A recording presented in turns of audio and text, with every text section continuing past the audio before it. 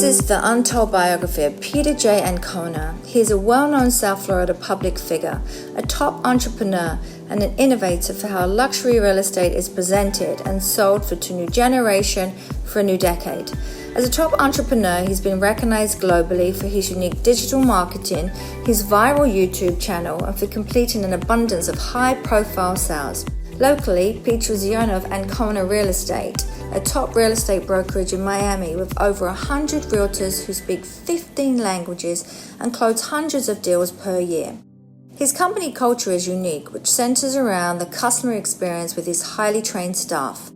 Personally, Peter has been featured in multiple publications globally, major cable networks and nationwide news organizations for his accomplishments. His affluent clientele currently includes some of the most influential entrepreneurs of our generation, such as tech titans, wealth managers, professional athletes, celebrities, influencers, royalty, and Fortune 500 CEOs. This is his unique story of how he grew his company, started his ideas, adds value to his customers, and his one-of-a-kind successful mindset.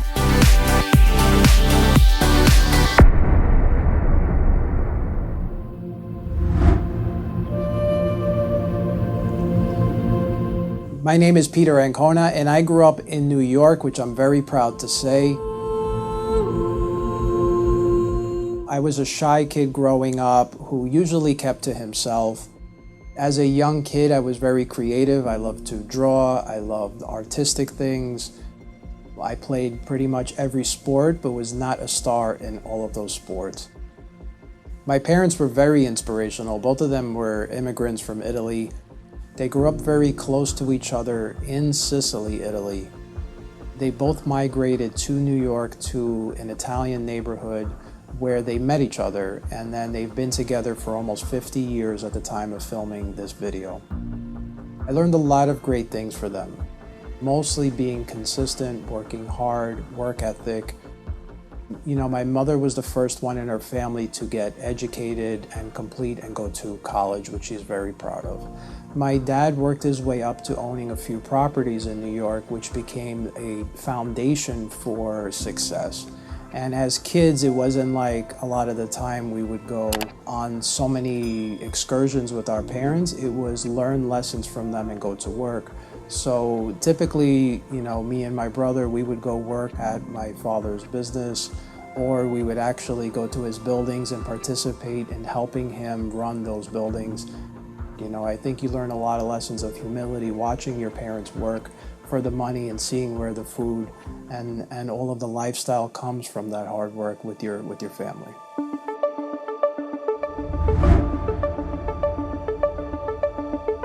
What attracted me to real estate and what was popular amongst my father's generation is that it gave you a lot of passive income with a lot of little work, but it was where his generation and generations before him creates massive amount of wealth. It just seemed to me like an amazing business for my parents' generation. It was also the American dream.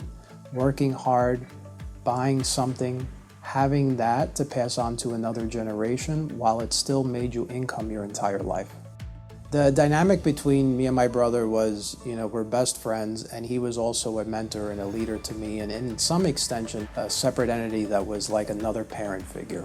Super ambitious, ultra intelligent, and always at every corner looking at how we can make money or make business on a venture, or what's the next move, what's the next opportunity. Something from my past and my childhood that made an impression on me is that every majorly successful person that I grew up with, that I knew, that they stood out from their peers, all had real estate investments. There was not one individual who said, I do not have any real estate investments. So, you know, growing up, it's already in my head that that's where I need to go into the future. Now, how and which way I was going to get there was an unknown to me. You know, early on, I figured maybe I become a manager or a building manager or something to that sort. Maybe I start to slowly add to my assets. But again, never in 1,000 years that I ended up thinking I would be in Miami running a 100-person plus company, having a viral YouTube channel, dealing with celebrities and you name it. Education was a good foundation in my family that was implemented in us because my parents, it was something that they never really had, so they had to fight for opportunities. So I took my education very seriously. And when it was time for me to go to college, I made sure that I picked a serious business school that was in Manhattan, and I wanted to focus strictly on business. I took a major in business management, and I minored in marketing, which is something that always kind of fascinated me. Those skill sets, having those degrees, kind of catapulted me moving forward into what I do today, because the better that I can market as a realtor, and the better I can market for my company and even teach my agents to market better, makes me have more value for them, the clientele, the clients. So I've already been obsessing over this for 20 plus years. And that led me to an amazing foundation. But in terms of my education and my skill set, I was working full-time while going to school full-time in college because I know I wanted to get somewhere in life. And I was happy to wake up at 6 o'clock in the morning and get home at 10:30 at night, taking trains to get to this stage.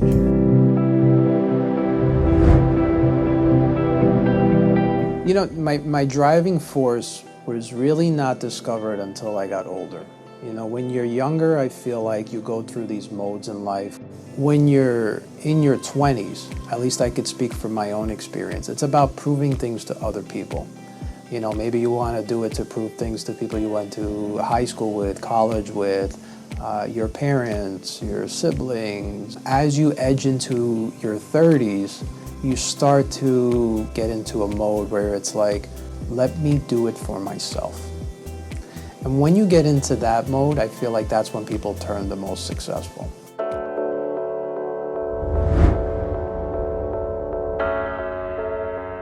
I initially moved down to Miami for an opportunity of a lifetime, which was to start a lending company. It was successful for many years, but then the economy crashed, specifically the banking sector that had taken that company under.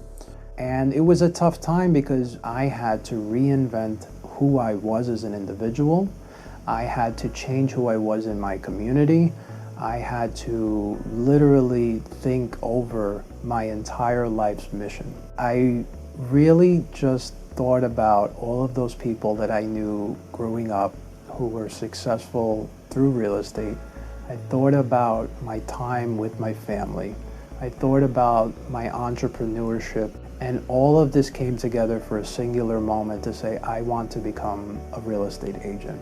And for me, it was important to align myself straight to the top, so I looked for a very high-end brokerage locally. As I started to ask questions, I found that it was very hard to find someone who was a mentor, someone who would answer my questions, someone who would guide me, someone who would help me get to that next level of my career. I was going to hunt down other top producers. Through friendships and influence, I was slowly picking everyone's brain on what they did to make them successful. Then I went home, wrote it down, I obsessed over it, I learned how to try to perfect it, I did trial and error, and eventually I worked my way up to becoming a successful realtor.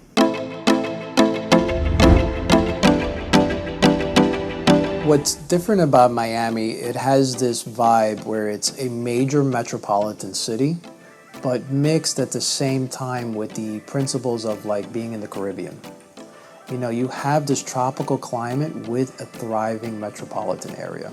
But now it's not just the beach, it's crazy things like the Design District, Wynwood, which is our art district, Brickell, which is our financial district, downtown, which has skyscrapers.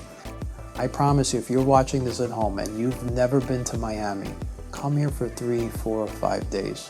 And you will most likely be one of those people who stay.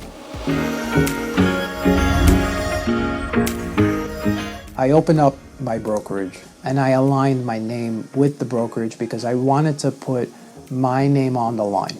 If it was going to be a failure, then you would know a failure was Ancona. If it was going to be a success, then the entire city, town, and even the rest of the United States would eventually know the name Ancona, which was important to me to prove it not only to myself, but to everyone else out there. And it's funny when I opened up the company because I was looking for the identity. And then I had an interview where it kind of changed it all. A gentleman came in and said, what would be amazing, Pete, is if I could learn from you directly. And it's just like a light bulb went off.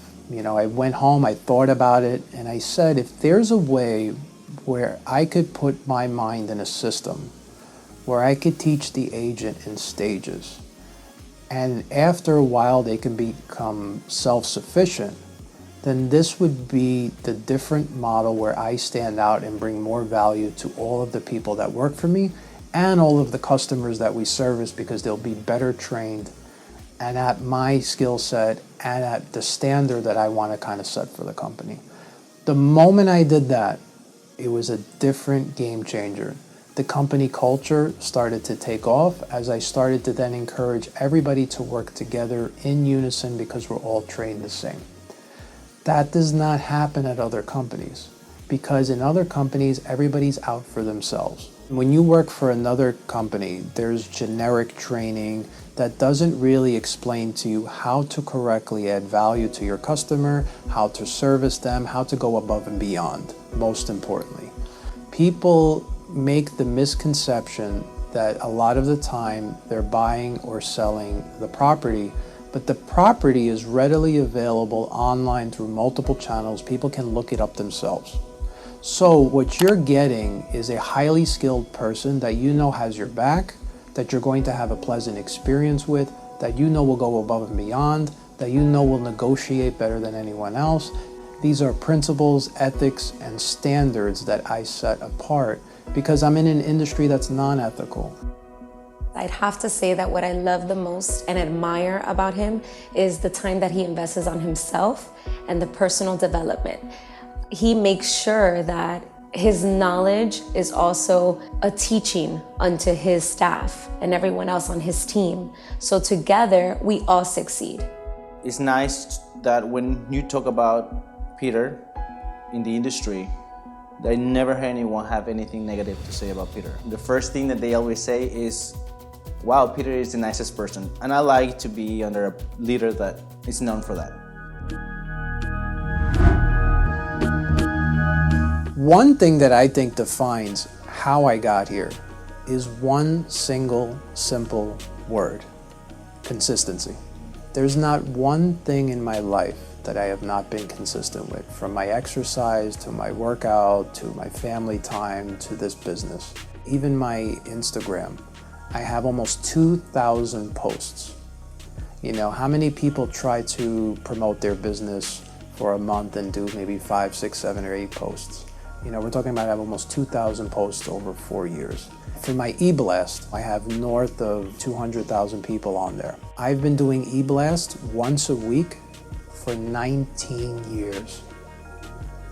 I am the poster child for consistency, which is why I am sitting in a position to help people, really provide value for people, and grow a company that South Florida's never seen before. One of my greatest gifts for doing what I do is I get to work with all different types of individuals who are more successful than myself, and then I get to pick their brains. And then through that, I become a more successful individual by learning from their principles and executing on the same fashion. So I'm fortunate to work with people who are like A-list celebrities, professional athletes, titans of business, hedge fund managers. I mean, you name it. I've been fortunate to meet, work with, help these individuals. And through that process, I asked them, how do you run your business? What made you who you are? What are your principles that got you to this point in time? And I get these one-on-one interviews with people that nobody can get in front of. I am a conglomerate and mix of all of these special people that is making me one of these individuals myself. So, what a gift. YouTube is a funny story for me. A lot of times watching HGTV, YouTube channels and things like that, for years I would say to myself, they're not really properly showing the property. So that was one issue I always had in the back of my head, and I said, somebody really needs to do this better. So I had the idea about a year before the pandemic hit to do it properly, hire the best team that I could possibly find on the market. But I wanted to create something unique where, one, it was professional. Two, you had to scale. And three, I also wanted to make it an experience. So I'm using live upbeat music where it almost feels like a music video.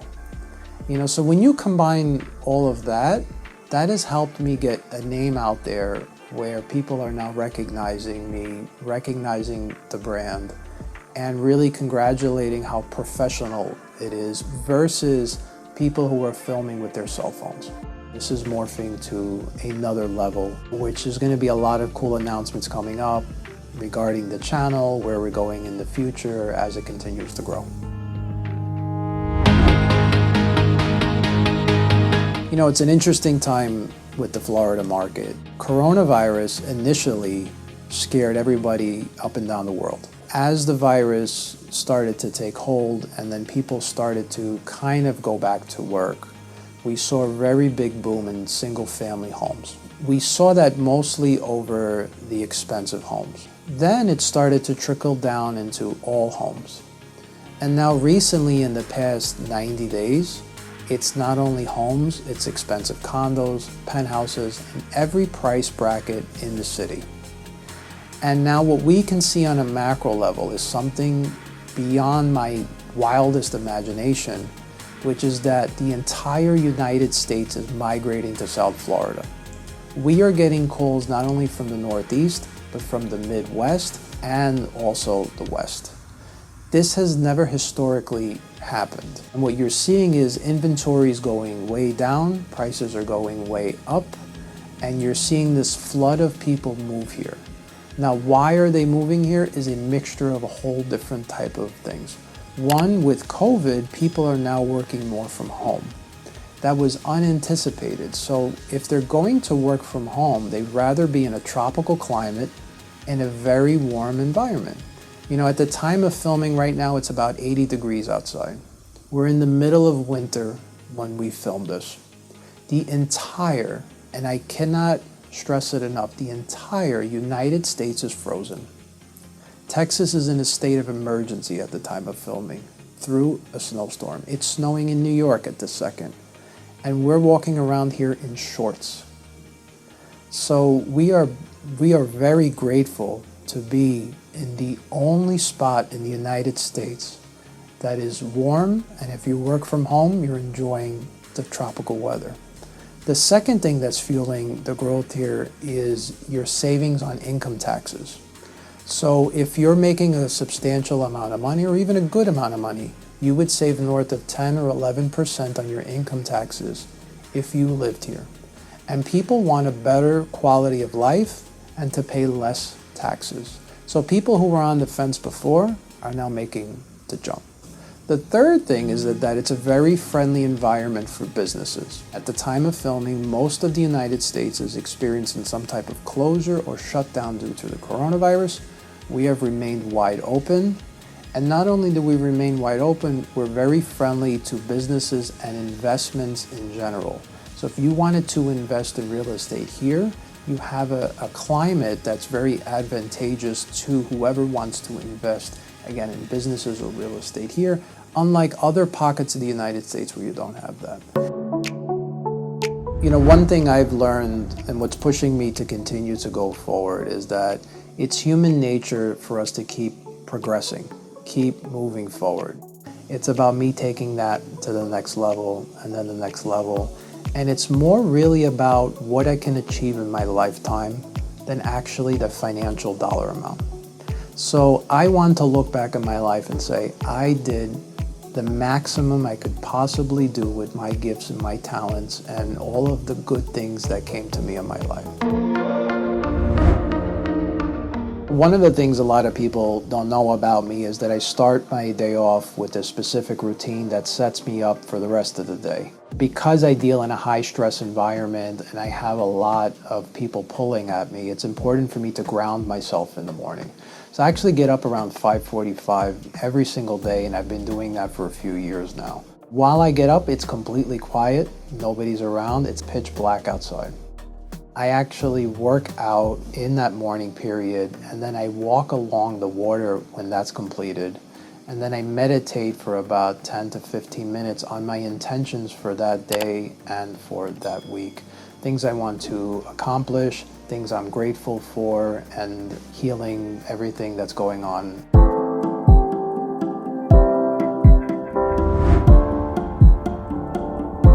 One thing I keep more private into myself is my beautiful family. You know, thankfully I'm married to my best friend that I've known forever, and she's been a rock to me, and she's always been there. I have 2 beautiful kids that it's like staring at your own face every single day, that, you know, they're just, the amount of joy watching them grow up and become stronger is beyond words. I'm Peter Ancona, and my mission is to bring a new level of professionalism to this industry. An industry that is lacking how to market, how to present property, and how to really show it to the masses. That is my goal. My goal is to reach you with better content, to communicate quicker, and to be more personable with you, the agent that you will hopefully be working with, me or my brokerage. Thanks for taking the time to learn a little bit more about my background, our city, and my mission. If you'd like to see any South Florida property, please message me below. And don't forget to keep in touch and subscribe now.